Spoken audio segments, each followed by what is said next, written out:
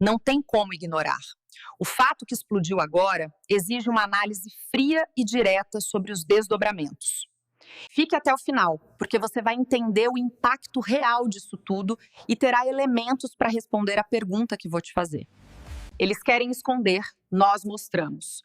Mas precisamos de você. Fortaleça a trincheira da direita se inscrevendo no canal. Eu vou te contar agora a estranha história da renúncia de Carla Zambelli. Por que a Carla Zambelli renunciou ao seu mandato, hein? O que ela, o que a Câmara e o que o STF ganham ou perdem com isso? Como você sabe, o STF e a Câmara dos Deputados estão brigando por causa do mandato da Zambelli. Na semana passada, a Câmara salvou o mandato da Zambelli, impedindo a cassação dela. Contudo, em seguida, o STF foi lá e atropelou a Câmara e disse que ele que mandava, que o mandato estava cassado e pronto e ordenou que Hugo Motta convocasse o suplente. E isso tudo já expliquei para vocês detalhadamente nos vídeos anteriores aqui do canal. Aí, existiu uma grande pressão dos deputados pro Hugo Motta não cumprir a decisão do STF. Afinal de contas, o STF estava desrespeitando uma decisão da Câmara, do plenário, desrespeitando toda a Câmara. Era uma questão de dignidade da Câmara, de respeito. E o Motta aí ficou numa situação difícil, como um marisco, entre o mar e o rochedo. E que ficou ainda pior porque para ele, pessoalmente, era muito difícil de reagir. Não só porque ele é investigado no STF, mas porque ele mesmo tinha prometido para o Supremo a cassação da Zambelli na Câmara e ele não cumpriu a sua promessa, ele não entregou o prometido. Então, com que cara queria querer depois confrontar o Supremo ou descumprir e enfrentar o Supremo? Mas se ele cede ao Supremo, ele fica desmoralizado diante das centenas de deputados. Aí, dentro desse prazo que o Motta tinha para declarar a perda do mandato e chamar o suplente, o que aconteceu? A Carla Zambelli renunciou. E todos os problemas do Motta, de repente, desapareceram, foram resolvidos. Como assim? Por que a Carla fez isso? O que ela ganha com isso? O que a Câmara e o Supremo ganham com isso? A gente sabe que houve uma grande pressão do Motta para que ela fizesse isso. Ele conversou com líderes do partido da deputada, do PL, e até com familiares dela. Isso tudo para que ele encontrasse ali uma saída para ele. Afinal de contas, como a gente viu, ele estava numa situação muito difícil. E ele ganhou.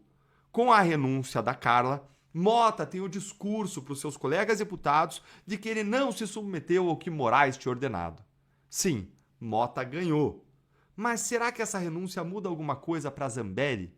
O que ela ganhou com isso, hein? Porque se ela ganha, o Supremo perde. E o Supremo ia deixar barato?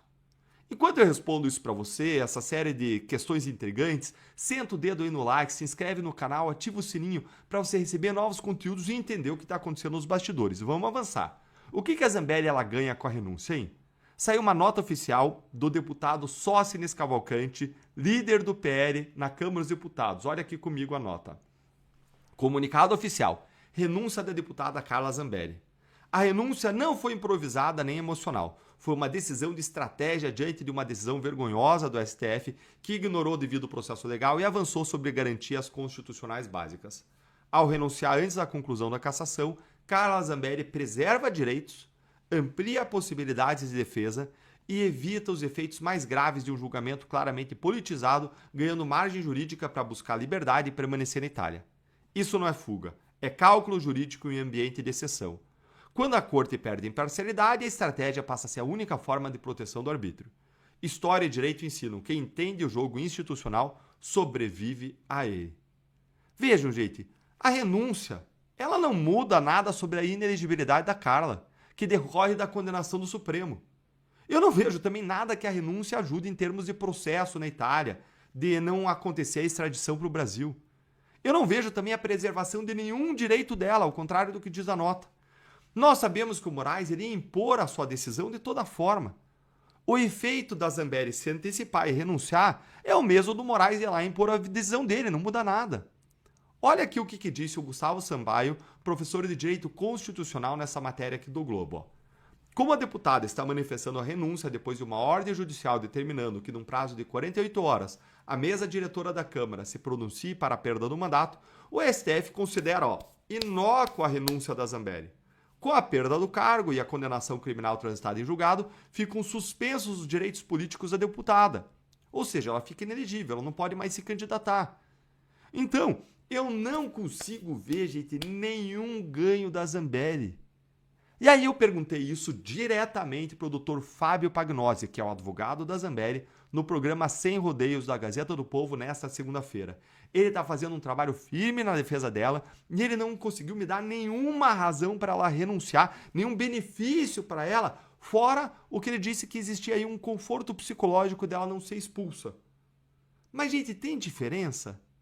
Ela não está sendo expulsa de toda forma? Ele me disse que havia uma grande pressão do Mota e do PL para que ela renunciasse. Mas eu não vejo que ela, ou até mesmo o que o PL ganham com a renúncia. Afinal de contas, se ela renuncia, assume o suplente. Mas se ela não renuncia, ia se implementar a cassação do Supremo e também assume o suplente. Eu consigo ver como que a renúncia da Zambelli ajuda o Mota. Como alivia a pressão que existe sobre o Mota. Olha aí.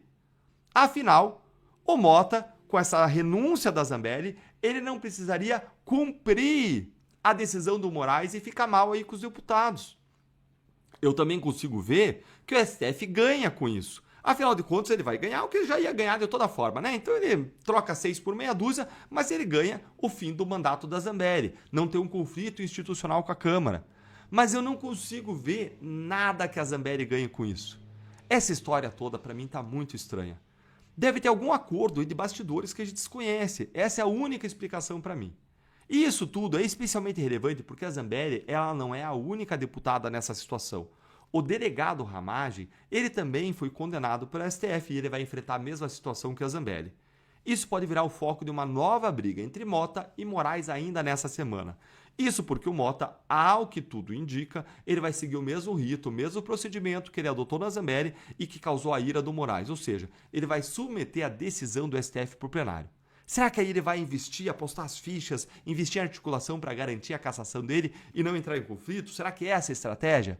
E agora é a hora de ouvir você. Por que você acha que a Zambelli renunciou, hein? E será que o Mota ele vai colocar a cassação do Ramagem em votação no plenário da Câmara? E se a Câmara salvar o Ramagem, como que vai ser? Vão convencer o Ramagem a renunciar? Me diz aí sua opinião nos comentários, não esquece, deixa o seu like, se inscreve aqui no canal, se não se inscreveu ainda, aqui é a sua casa, ativa o sininho e se quiser ter acesso aos nossos conteúdos exclusivos, estar mais próximo da gente, não deixa também de se tornar membro aqui do canal. Um grande abraço e até o próximo vídeo. Agora responda aqui embaixo o que você achou sobre tudo isso, vou ler e responder a todos. Até a próxima!